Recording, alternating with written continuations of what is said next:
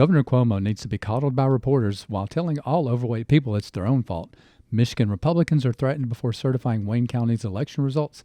CNN tries to fact-check Rudy Giuliani's press conference. And Joe Biden apparently needs to hire Yahoo News so he can stay up to date on national security issues.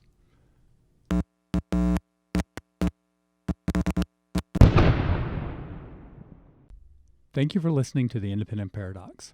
If you like what you hear, please subscribe, turn on those notifications, like the video, and most importantly, share. And of course, please feel free to comment. Discussion is good for democracy and always welcome here.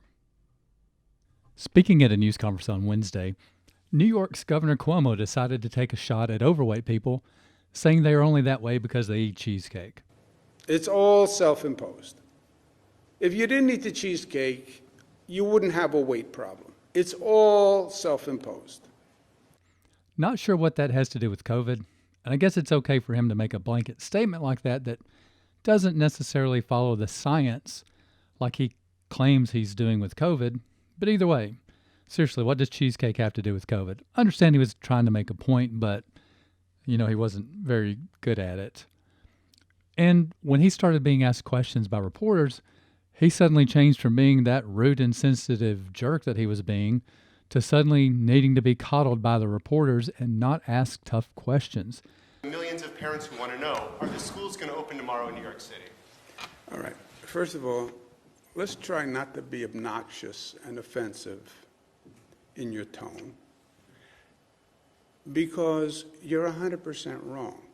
He asked a reporter to change their tone. Really, you're sitting there insulting the people of your own state, and you ask a reporter not to be obnoxious and offensive. He will return patients to nursing homes whether or not they've been diagnosed with COVID, and last estimates show nearly 6,200 elderly may have died as a result of COVID, and he will close schools with less than 0.25% positivity rate, but let's not ask him anything that he might find offensive. Apparently, the Michigan Republicans that voted to certify the election results in Wayne County were threatened and called racist before they voted to certify the results. They have signed affidavits claiming that they were bullied into casting their votes to certify. Now, of course, most media outlets that are even covering this story at all aren't talking about the threats made to the canvassers or their families. They're just talking about the law that says their votes can't be changed and they haven't filed any suits, or that there's no legal means for them to change their votes. So they bully them, force them to vote the way they wanted, knowing once it's done, it's done. President Trump's legal team, led by Rudy Giuliani, held a press conference today outlining a lot of the election fraud information that they've discovered. CNN, of course, decided to try to fact-check everything that they could, stating that Trump's legal team hasn't provided any proof. Even though during the press conference, Giuliani said the media would say there was no proof, even though the proof was the sworn affidavits that he was talking about. And on CNN.com, they claimed they were fact-checking a wild, fact-free press conference, but failed to fact-check any of the affidavits that Giuliani said have already been made public. And during that press conference, he challenged the press to follow up on these publicly available affidavits. He said, check them yourself, do your job, see if they're true or not. But of course, they didn't. Instead, they published a wild and fact-free story of their own, where they are the ones that failed to prove anything Giuliani said during the press conference was false. Instead, part of their position was that vote counts had been out of balance in elections before 2020, so it's okay if they're all wrong and out of balance now, and that poll watchers got to view, but they just didn't get to view as close as they wanted to. Well, I guess if you've got a good pair of binoculars, then that counts as being close enough.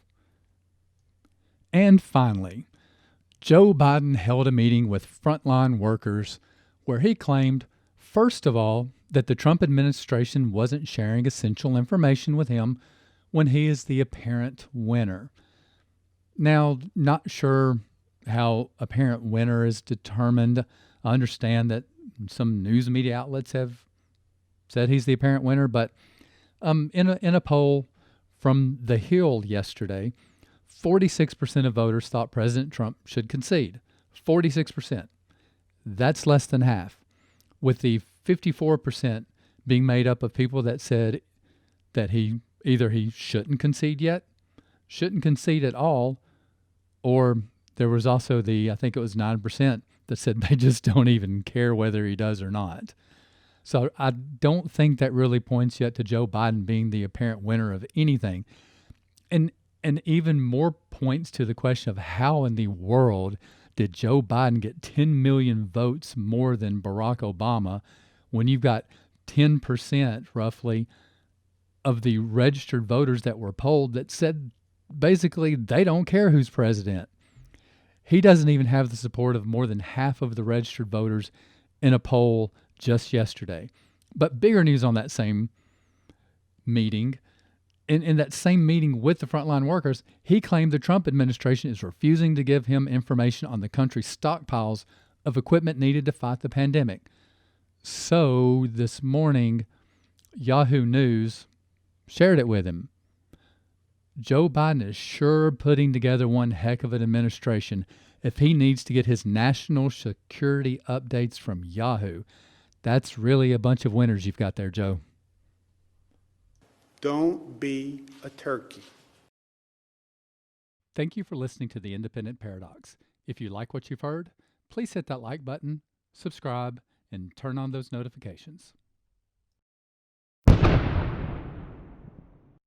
I love you so much.